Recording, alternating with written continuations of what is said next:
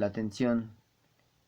La atención es el mecanismo de acceso para llevar a cabo cualquier actividad mental, es la antesala de la cognición y funciona como un sistema de filtro capaz de seleccionar, priorizar, procesar y supervisar informaciones.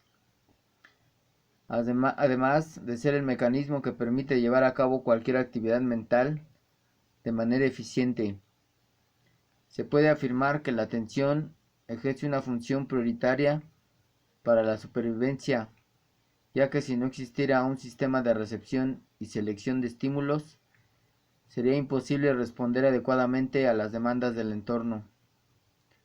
Alexander Luria resaltaba que la atención es un proceso selectivo de la información necesaria, la consolidación de los programas de acción elegibles y el mantenimiento de un control permanente.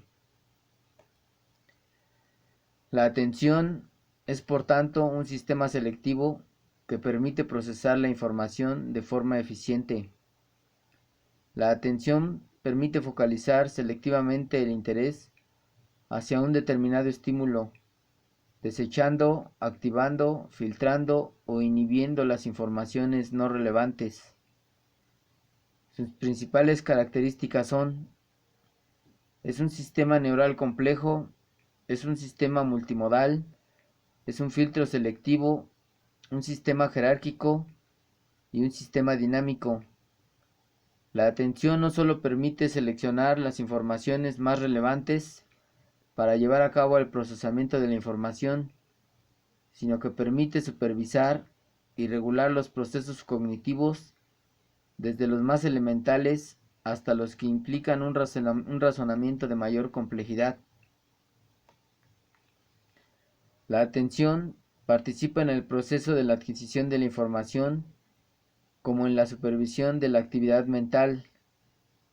Modalidad de la atención. La atención participa en los procesos más pasivos e involuntarios, como la respuesta de orientación, y también lo hace en la gestión de tareas más complejas. Se divide en dos tipos: la atención pasiva y la atención activa. La atención pasiva es una modalidad de atención más rudimentaria e inespecífica, en la que la persona no se dirige hacia el objeto o situación intencionalmente, ni tampoco ejerce ningún esfuerzo de tipo voluntario. Se caracteriza porque no está vinculada con los motivos, necesidades o intereses inmediatos del sujeto. La atención activa es un proceso atencional en el que participan los aspectos motivacionales del sujeto. Se lleva a cabo mediante una actuación consciente, intencionada, volitiva y con una utilidad práctica. El estado de alerta constituye la base fundamental de los procesos atencionales. Es el nivel más elemental y primario. Permite que el sistema nervioso disponga de suficiente capacidad o encendido para la recepción inespecífica de las informaciones internas o externas. Se distingue en dos modalidades: la fásica y la tónica. La respuesta de orientación es la modalidad de atención pasiva común en todos los mamíferos, que permite la supervivencia del individuo y le prepara para responder ante cualquier estímulo externo sorpresivo. La atención focalizada es el foco atencional que se concentra en un objetivo concreto, resistiendo al incremento de la fatiga y las condiciones de distractibilidad. Requiere un nivel de alerta suficientemente activo, aunque depende preferentemente de los factores motivacionales del sujeto. La atención sostenida es la capacidad mediante la cual el foco atencional se puede mantener activo durante un periodo más o menos prolongado de tiempo, resistiendo la fatiga y la presencia de elementos distractores. Atención selectiva es la capacidad de mantener una determinada respuesta ante un estímulo a pesar de que existan otros estímulos distractores que de manera simultánea compitan entre sí. La atención alternante es una atención voluntaria de alto nivel con mayor entidad que la atención focalizada y sostenida, porque requiere de la utilización de mayores recursos cognitivos. Las bases neuroanatómicas de la atención involucran numerosas estructuras neuroanatómicas del sistema nervioso central. El proceso neurofisiológico de la atención se inicia en el tronco cerebral y finaliza en el córtex asociativo, adquiriendo un mayor protagonismo en el hemisferio derecho.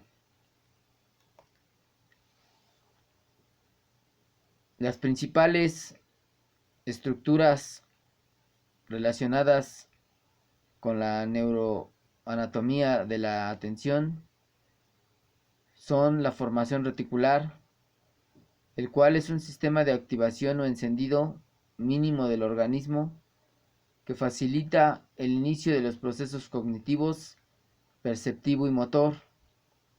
Está formada por el SARA, que es el sistema activador reticular ascendente, y el SART, que es el sistema activador reticular descendente. La formación reticular es un conjunto de pequeñas estructuras situadas en el tronco cerebral y en el tálamo, que ejercen funciones biológicas de gran importancia como control vegetativo, regulación del dolor, control de los ciclos de vigilia y sueño y regulación de los estados de alerta. El tálamo está situado en la zona central del cerebro. Constituye una zona de paso obligado para la mayoría de las aferencias y eferencias cerebrales. Su función consiste en interconectar la corteza cerebral con el resto de las estructuras del sistema nervioso. El sistema límbico está formado por varias estructuras cerebrales que regulan las respuestas fisiológicas, relacionándolas con los estímulos emocionales. El sistema límbico está constituido por determinados núcleos del tálamo, el hipotálamo, el hipocampo, la amígdala cerebral, el cuerpo calloso, el septum y el mesencéfalo. Las estructuras corticales son los 4 lóbulos del neocórtex cerebral que ejercen competencias básicas en la regulación de la atención voluntaria. El lóbulo parietal, dentro de sus funciones principales, son el control y la orientación espacial. El lóbulo prefrontal es el área principal en el cual es el centro de control de los procesos cognitivos y atencionados del ser humano. La evaluación de la atención. La atención no es una función unitaria, sino que integra diferentes modalidades cualitativamente diferentes. Por dicha razón, su evaluación requiere de la utilización de diferentes instrumentos clínicos, neuropsicológicos, cuestionarios. La evaluación de los procesos atencionales se debe iniciar siempre con la observación directa del sujeto, tomando en cuenta los siguientes aspectos: el estado psicofísico general, el nivel de conciencia y alerta, y la capacidad de concentración, fatigabilidad o distractibilidad, la capacidad para orientarse en el espacio corporal, la capacidad para orientarse adecuadamente en el tiempo, la velocidad de procesamiento de la información, el rendimiento de las distintas modalidades de atención, la presencia de posibles asimetrías atencionales, la eficiencia de las respuestas motoras, la eficiencia del uso del lenguaje valorando la velocidad del habla. Nivel de conciencia. La evaluación de los procesos atencionales debe iniciarse valorando el nivel de conciencia del sujeto, por lo cual debemos de tomar en cuenta los siguientes puntos: el estado normal o de alerta, la obnubilación, que se refiere a que el sujeto tiene un menor grado de activación, el sopor, en el cual se muestra una intensa disminución en el estado de alerta, y el coma, en el cual se carece de atención y no se reacciona ante ningún estímulo. Los principales trastornos atencionales son los siguientes: el estado de coma, el cual significa sueño profundo y en el que se produce una mayor pérdida de la atención, junto con la afectación de las funciones mentales superiores y los procesos sensomotores. El mutismo asinético es un trastorno neurológico grave que implica un déficit profundo en el estado de conciencia y en la capacidad atencional. Se caracteriza por la incapacidad para ejecutar cualquier tipo de movimiento o para hablar en personas que están aparentemente despiertas. El síndrome confusional es un trastorno de los procesos atencionales que también afecta el estado mental del sujeto.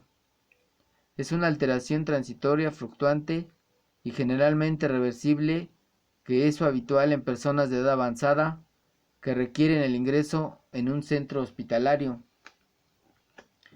El trastorno por déficit de atención o hiperactividad es el trastorno atencional más frecuente en la población en general. Es un trastorno crónico y persistente en el que predominan con mayor o menor medida los síntomas nucleares, trastornos atencionales, impulsividad e hiperactividad. Se acompaña de otras manifestaciones como dificultades del aprendizaje, alteraciones emocionales y trastornos de conducta. La rehabilitación neuropsicológica de la atención. La estimulación de la atención se puede llevar a cabo mediante estrategias directas o indirectas. El entrenamiento directo de la atención consiste en utilizar mecanismos de restauración que tratan de mejorar los recursos atencionales mediante el reentrenamiento, recurriendo a la repetición de tareas.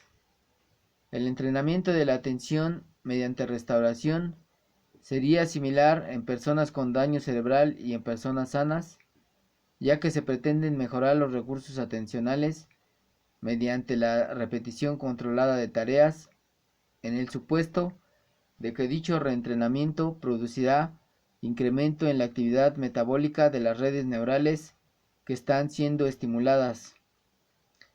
Este tipo de rehabilitación consiste en los siguientes ejercicios que se llevan a cabo por la modalidad auditiva, la modalidad táctil y la modalidad visual. La memoria.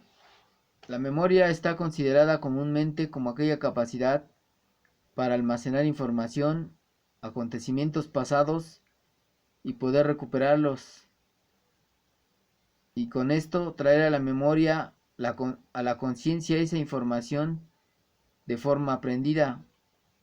Gracias a la memoria podemos saber todo aquello que nos es necesario, para poder adaptarnos al medio de una forma óptima.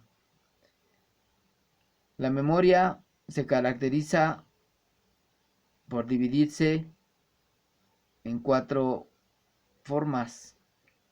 La memoria a largo plazo es el sistema de memoria en el que hay información almacenada de forma persistente y de capacidad ilimitada, en el que va a haber información a priori inactiva y que se puede recuperar según las exigencias.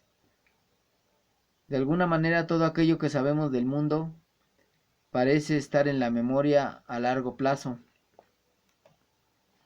Memoria declarativa, también llamada memoria explícita, opera de forma consciente y en la cual hay una intención clara del sujeto por recordar. Está relacionada con procesos de adquisición, retención y recuperación de determinadas representaciones. Estas representaciones hacen referencia a hechos, acontecimientos de la vida de la persona y conocimientos de diferentes modalidades. Es decir, se debe realizar un esfuerzo, debe de haber una intención de recordar esos aprendizajes. La memoria no declarativa también se denomina memoria implícita. se configura a medida que vamos adquiriendo las experiencias a lo largo de nuestro proceso vital. Factores como la práctica y la repetición de esas experiencias que se van a aprender de forma duradera son los que condicionan esos aprendizajes duraderos y perdurables en el tiempo. La neurobiología de la memoria. La neurobiología de la memoria está compuesta por el sistema de memoria hipocampal, el giro parahipocampal y el hipocampo. El sistema de memoria hipocampal es el gran centro de estudio en relación a la memoria declarativa y ha sido el lóbulo medial temporal, de fórmula específica el hipocampo. No obstante, el hipocampo no es la única estructura implicada en la memoria declarativa. Al estudiar el hipocampo es necesario tener en cuenta que éste participa en otras funciones y se ha de estudiar teniendo en cuenta el contenido de cómo ejecuta sus funciones dentro del complejo enramado de funciones en las que participa y las estructuras con las que tiene relación. El giro parahipocampal tiene conexiones con el hipocampo y con las áreas corticales de asociación multimodal. Es en estas áreas en las que convergen los outputs corticales unimodales que parten de la corteza. El giro parahipocampal es limítrofe al hipocampo y está compuesta por tres áreas: las cortezas entorrinal, perirrinal y parahipocampal. El hipocampo es un área íntimamente relacionada y comunicada con la corteza cerebral, ubicada en el interior del cerebro, anexo al lóbulo temporal.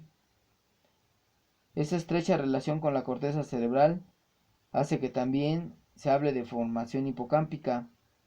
Así, la formación hipocámpica está constituida por el giro dentado, el asta de Amón y el subículo. El giro dentado y el asta de Amón son archicortezas. El subículo es un área de transición entre el asta de Amón y el área etironial, parte de la circunvalación parihipocámpica. Evaluación de la memoria.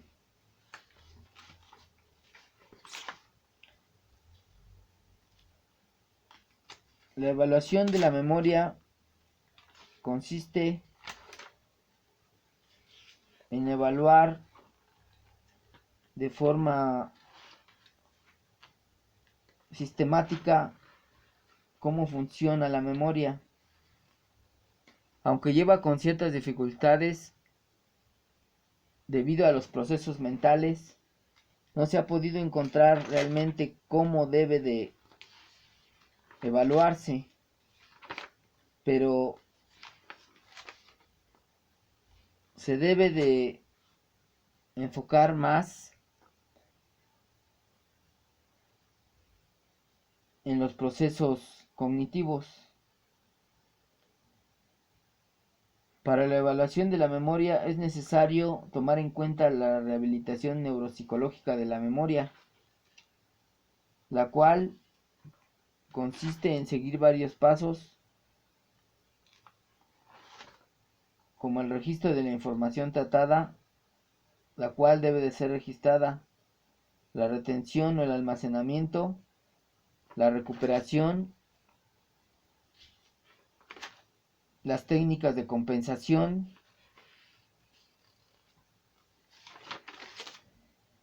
los daños secundarios psicológicos, la rehabilitación neuropsicológica en procesos neurodegenerativos, los nuevos aprendizajes de codificación y recuperación. La rehabilitación de la memoria es un proceso complejo, multidisciplinar, que dependerá del tipo de modalidad amnésica afectada y de la magnitud del déficit. En la sesión de intervenciones es necesario el uso de notas, de grabaciones y videos y la repetición frecuente de los materiales no solo en las sesiones, sino también en el domicilio. Esto podrá ayudar a la mejora del déficit. La posibilidad de contar con familiares que pasen mucho tiempo con el paciente es un elemento esencial en el proceso terapéutico. En este sentido, los familiares en muchos casos actuarían como terapeutas, como coterapeutas. Estos van a ayudar al paciente a repasar las notas, visualizar las grabaciones, recordar al paciente que al salir de casa se debe de llevar consigo agendas, bloc de notas, tablets, etc. No obstante, se necesita una buena predisposición del familiar y un mínimo de entrenamiento para una correcta colaboración. De tal forma, la rehabilitación del déficit de memoria implicará la participación de numerosos agentes: médicos, neuropsicólogos, psicólogos, trabajadores sociales y familiares. Una adecuada participación y coordinación será el punto de partida para poder conseguir una mejora en la calidad de vida del paciente con daño amnésico.